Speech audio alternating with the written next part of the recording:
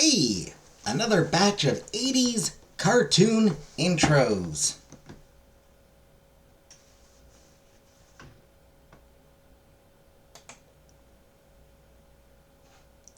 Over here on Villain confirmed for Masters of the Universe.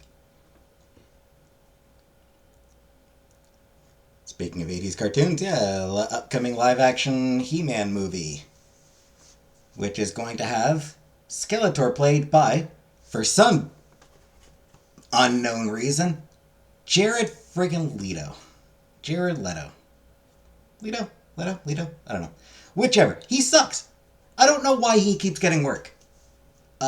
He's box office poison. Like, he is not a draw. He is absolutely 100% not a draw. People do not go to watch movies because Jared Leto is in them. In fact, I would say there are more people who avoid movies specifically because of Jared Leto than there are who go specifically because he's in them. So I don't know how he keeps getting work. He must have something on someone.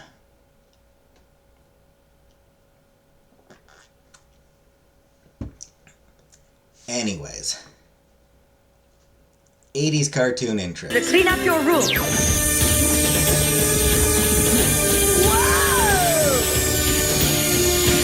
And we finished up last time with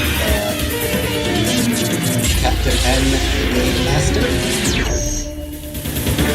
Captain N, the Game Master. Captain O.G. Reedmore here. An ordinary sidewalk on an ordinary day. But did you ever stop to think that you could get away? Take a journey on a rocket. Take a voyage on a ship. Just read a book and off you go, because reading is a trip. Explore a tropic jungle. Ooh. Discover distant planets. Or reach the glacier's tip. Just read a book and off you go, because reading, yes, it... And yeah, that's not a cartoon intro. That's a public service announcement. I object to including public service announcements in in a cartoon intro compilation. I don't object to the PSA itself. Libraries, hell yeah. Love me some libraries. I am definitely very pro-library. But it's not an intro. It's a trip. I'm not actually sure. I assume that I did when I was like super young. Because I know I did go out for Halloween as a Care Bear one year when I was like, I don't know, would have been like, I don't think I was even like, I was barely walking. Like I was young enough that I was barely even walking at that point. I was still just like a toddler. So I must have been watching it when I was a toddler. But obviously I have no memory of it. Anyway, cheesy 80s music. I like the design of the villain. He's got style. Cats and company have fun, playing pranks on everyone. New adventures every day. The cats will always get their way.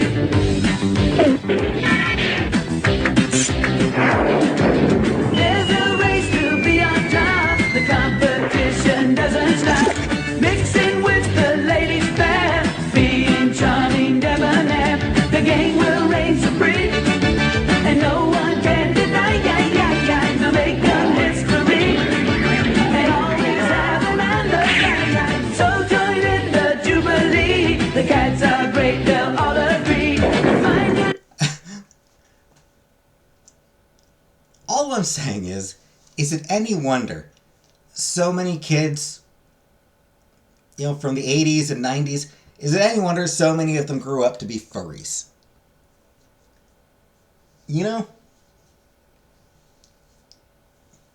It's not our fault.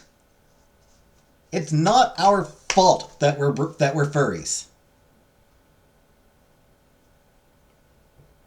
I mean, you saw that shot. Lingering shot on an anthropomorphic cat's ass. Like, come on. We were being trained. Reach calamity, the cat's superiority. That's all I'm saying.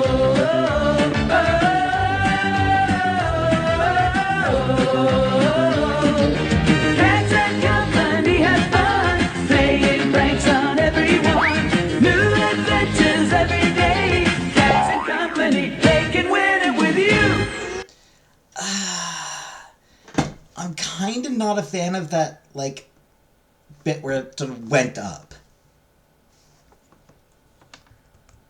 Not keen on that part. I don't know. It just felt really cheesy.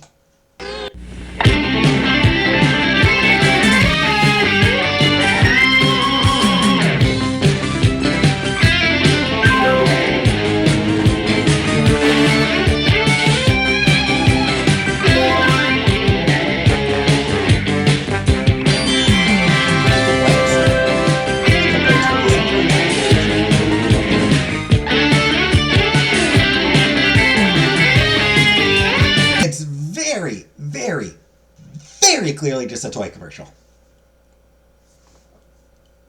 Like, it's obviously that's all it is just a toy commercial. And, like, they look like action figures. But they look like ugly action figures. Centurion! Temu Transformers. Long before Temu existed. I'm not gonna lie. What was it? Oh, what's that guy's name? The dude with the freeze gun. He's like a mid-level Flash villain.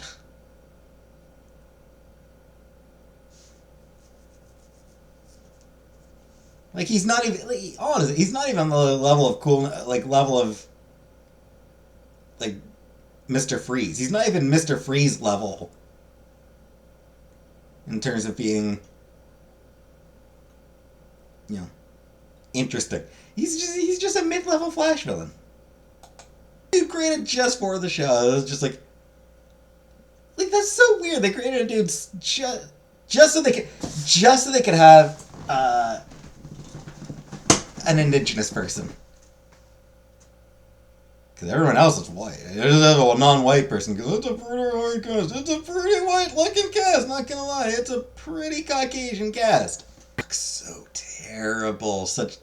The animation, man. That's got to be a '60s show.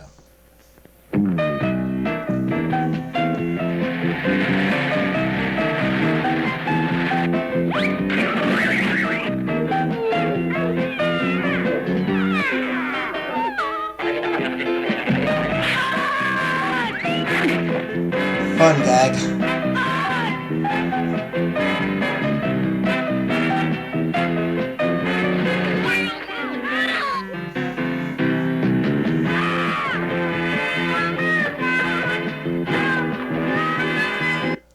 I really need to read Peanuts. I mean, it's one of the all-time great comics. You know, one of the absolute greatest comic strips of all time. Like, I've read isolated strips here and there, and, you know, they're always great. I'd love to read them.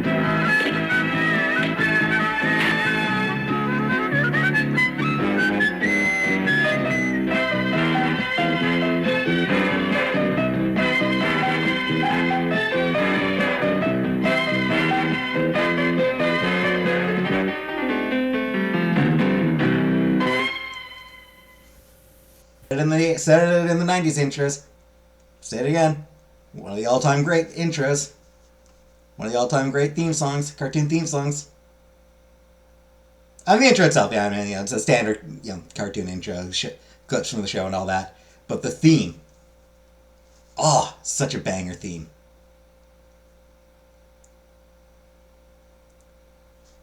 Love it. Love it.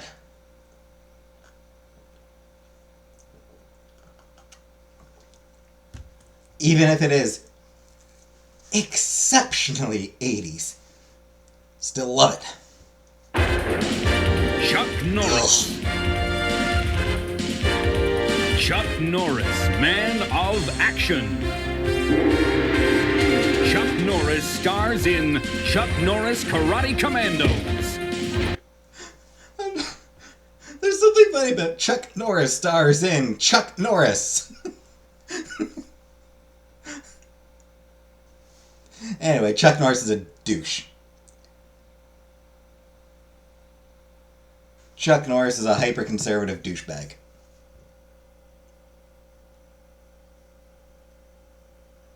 So I don't like those like jokey Chuck Norris fact meme. I don't like. There are way cooler people to transition that meme to be about. Chuck Norris sucks as a person. I think it's time for the internet collectively to decide on a new person to do those to make that meme about.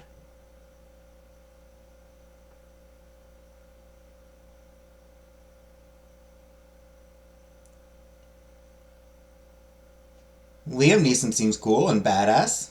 You know, we could do Liam Neeson.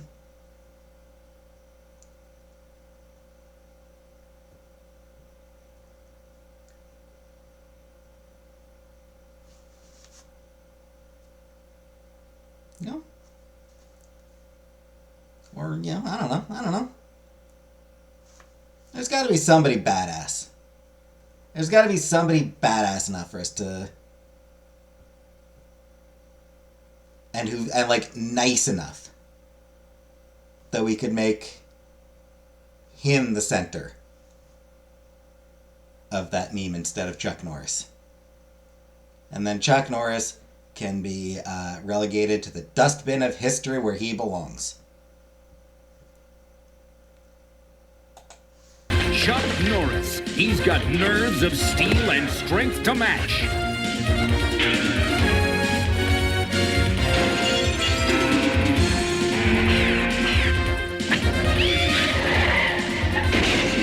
Chuck Norris with his team, Pepper. It's too dangerous, Chuck. Wow. Too much. Too much. Kimo, the samurai warrior. Reed, Chuck's teenage apprentice. Am I wrong, or did like that too much dude? Did that seem weirdly racist to anyone else? Am I wrong, or did that character come across as kind of racist? Maybe he's better in the show itself, but here, I don't know. It just felt like a weirdly racist.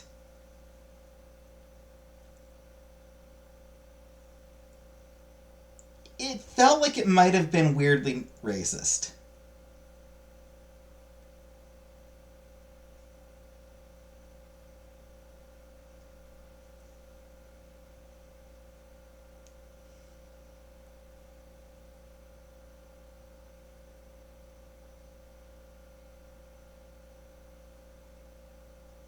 Also, Samurai Warrior, 1986, and you're doing a Samurai Warrior, sure.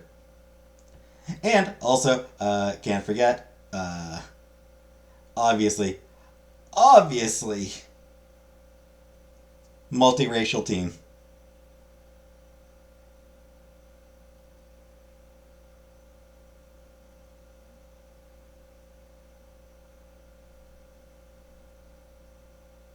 Gotta have the multiracial team.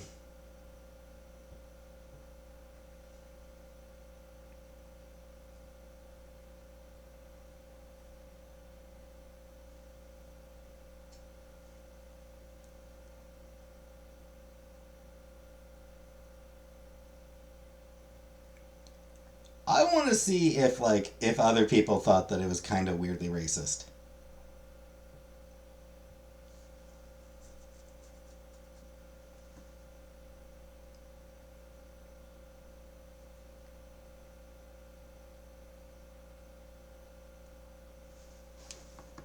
One second here. All right. I found a blog post talking about this Karate Commandos. Dude watched the four surviving episodes out of 5 produced. Apparently 5 episodes of it were produced. One of those episodes, the second episode, is just lost to history. So he watched the 4 remaining episodes, and apparently it was atrocious. And the dude who watched it seemed to be not entirely sure if it's really racist. I think it is. I'm pretty sure it is racist. But I feel like he was like, is it racist or just bafflingly bad? Seemed to be sort of the impression I was getting from comment that the guy made in his blog post. Is it racist? It sure seems that way, but it's also just really, really stupid. Tabe, a sumo champion. With Chuck Norris, they battle the sinister forces of the Claw. Remember this. And the ruthless Super Ninja. I'll finish Norris! Chuck Norris stars in Chuck Norris Karate Commandos. Also, they do say Chuck Norris a lot in that intro.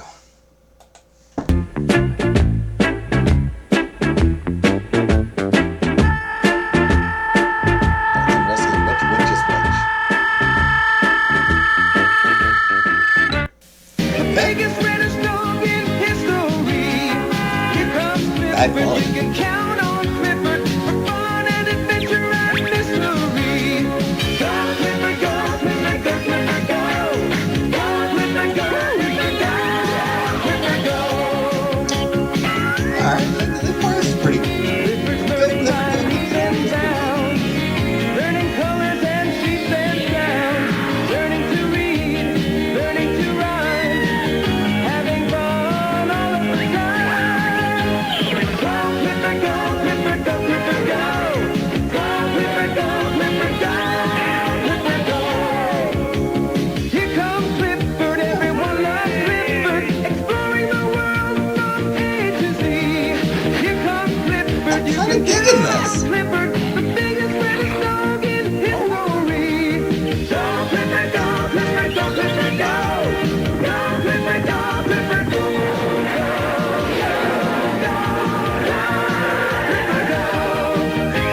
I don't know. Go, Clifford, go, Clifford. I don't know. That bit's catchy. That bit's really catchy. I mean, the whole theme is kind of catchy. It's a bop.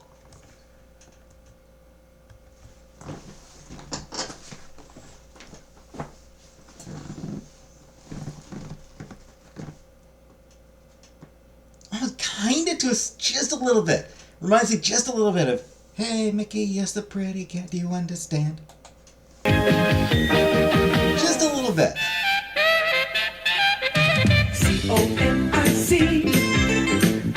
COMICSTRIP. Come on, take a trip on the comic strip. Comic strips are great. COMICSTRIP. Come on, take a trip on the comic strip. With Karate Cat. He's mean, he's lean, a karate machine. Keo, baby. The mini monsters. Are your kids monsters? Captain Minimon's the answer. And who can do hip-hop better than a frog can? Get down with the street frog. And hold on for exciting action and underwater adventure with the Tiger Sharks. All coming up on the COMICSTRIP. Not gonna lie, none of those looked particularly compelling. None of them actually looked all that great. Yeah, none of them could hold a candle to, like, Beetle Bailey. Or Kathy. There's a great comic. There was a great comic strip. Kathy was great. I will brook no disagreement with on that.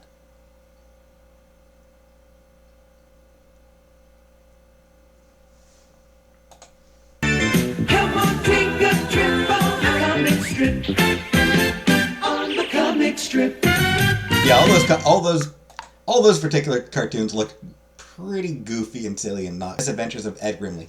I'm pretty sure that was a SCTV bit.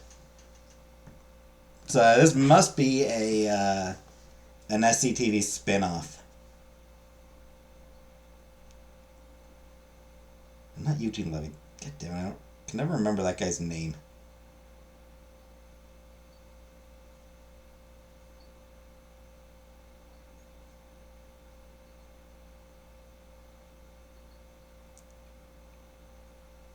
Flaherty, Joe Flaherty. I'm pretty sure that was the guy who was the vampire. I'm pretty sure that was Joe Flaherty.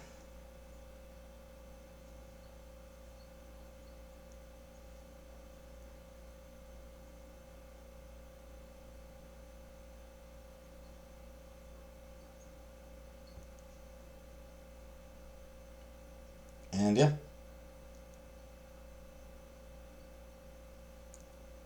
Spun off from SCTV.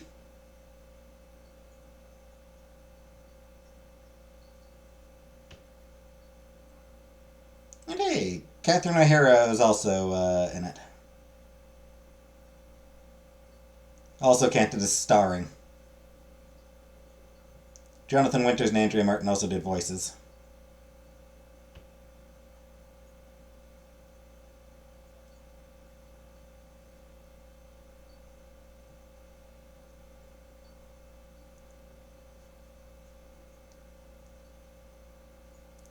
I think I've said this before, but I feel like SCTV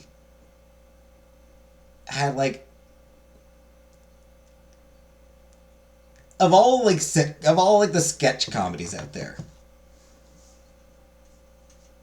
I feel like SCTV had maybe the highest ratio of actors who went on to have really good, memorable careers. Not necessarily becoming the biggest stars. I mean, John Candy, Martin Short, Rick Moranis, Catherine O'Hara. All legitimately big stars. But, Eugene Levy has done really well for himself. Harold Ramis did really well for himself.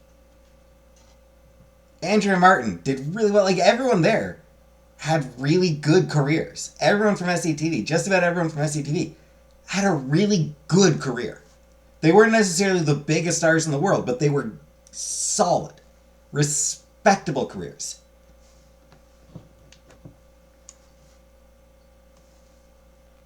Saturday Night Live has had a lot of huge stars. And a lot of other people who weren't necessarily huge stars, but who had, good careers. But it also had some people who just never really went anywhere. People who, they show up now and then, but they had, their careers kind of stalled out. I don't know. I just feel like SCTV, everyone there was just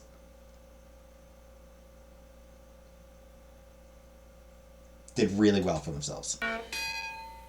Cops, central organization of police specialists, fighting crime in a future time, protecting Empire City from Big Boss and his gang of crooks.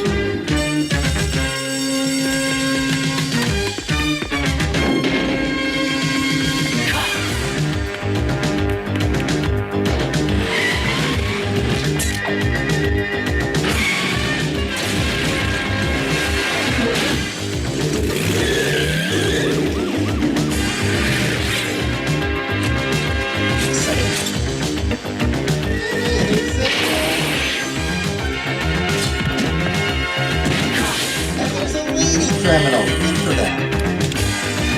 There's the lady cop.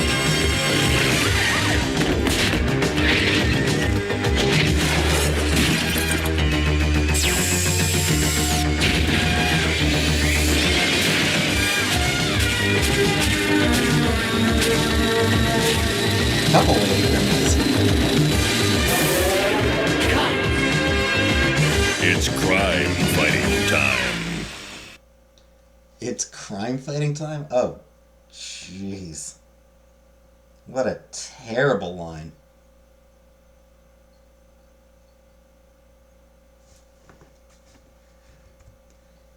Anyway. Goofy ass looking show. Why do I feel like that feels more like a 90s show, though?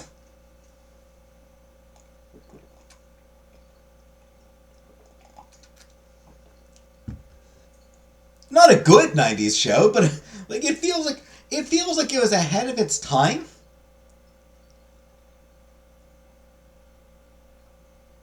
But like ahead of its time in the sense that like the time that it felt like it was made for was also not that great. Yeah, like even for the time that it should have been in, it still wouldn't have been a good show. It just that intro just gives real 90s vibes. But still bad.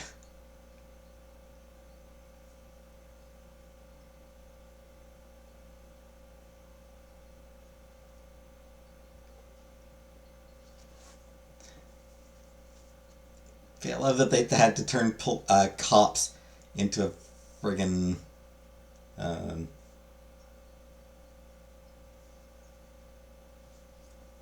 what do you call it? Anagram? Whatever it's called. Not an anagram. Acrostic. Or I don't remember what it's called. But I just find it hilarious that cops had to actually stand for something. I don't remember what it stood for.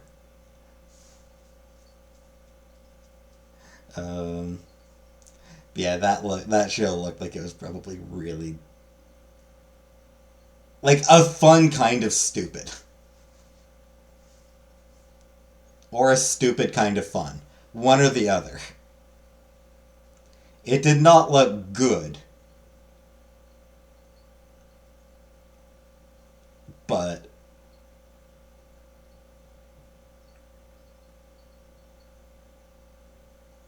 it looked like the kind of show where you could just laugh about how goofy it is.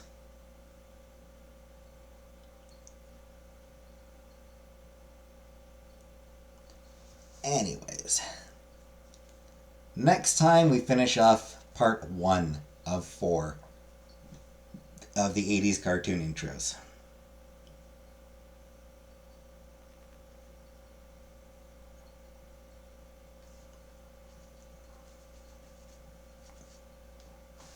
So, that'll be fun.